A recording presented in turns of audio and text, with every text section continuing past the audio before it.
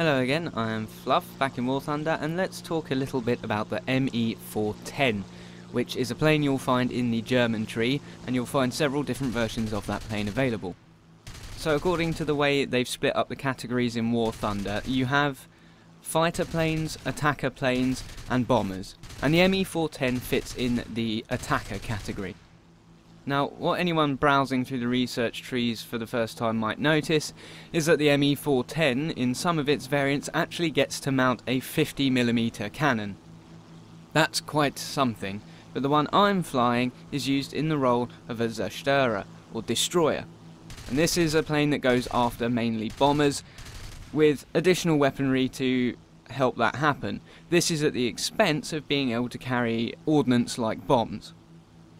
I've gotten a little bit ahead of myself here. What all the 410s have in common is, of course, twin engines, as you can see, but they all have pretty fearsome frontal firepower. They can dish out a lot of pain to whatever is stupid enough to hang around in front of them, and they also have those kind of interesting turrets around the back, which, although not really particularly useful for actually doing serious damage to anyone, can help keep the occasional fighter off your back by deterring him just a little bit.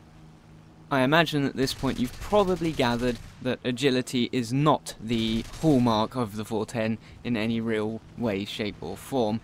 It's obviously designed to be more manoeuvrable than your average bomber, but it's certainly not on the level of your Zeros and your Spitfires and so on. So, fun as the 50mm may be, it's a little bit impractical. I might actually show you some footage from that later on, but it'll take a while to get anything decent. What we have here, as I said, is the destroyer variant of the 410. What does that mean? Well, it's been modified with a kit that essentially adds 2 cannons to it, and that replaces its ability to mount bombs on racks. The end result? The thing is now toting 4 cannons and 2 machine guns up front, so it's an absolute nightmare for anything it can get a burst of, say, a second on.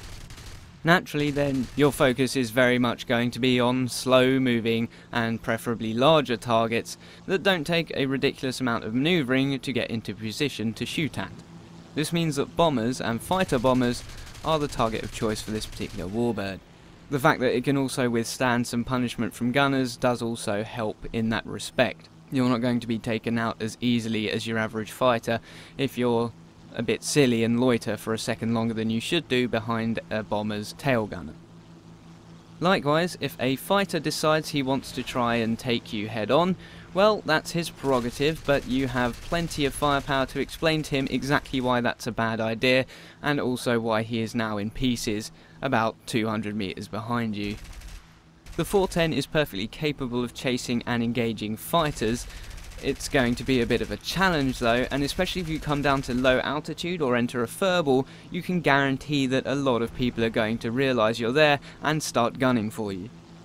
It doesn't take long for a lucky hit to hole your control surfaces, and at that point you'll probably very quickly learn why you would have been better off at a nice high altitude, looking down on the fight below and taking your time picking your targets that way. As a side note, if you happen to get bored, the extra firepower up front, those extra pair of cannons, do make the ME410 in that variant a pretty potent strafing platform. So if you happen to like the look of any travelling columns of, say, AAA trucks or something, well, you can go down and say hello and make a whole bucket load of points and XP for very little effort. Just be careful that when you pull out of your strafing run, you haven't picked up a malicious follower on your 6. The 410 then, nicknamed the Hornet for a reason. A potent force against bombers and fighter bombers, decent enough with fighters when taken head on, and more than capable of dishing out some real punishment to any hostile ground units operating in the area. For a player in the German tree who really doesn't fancy flying around in a Heinkel sitting duck bomber, then this might be worth considering as an option, but equally it's great as a plane in its own right and used the correct way. Now if you'll excuse me, I have some bombers to troll. Take care.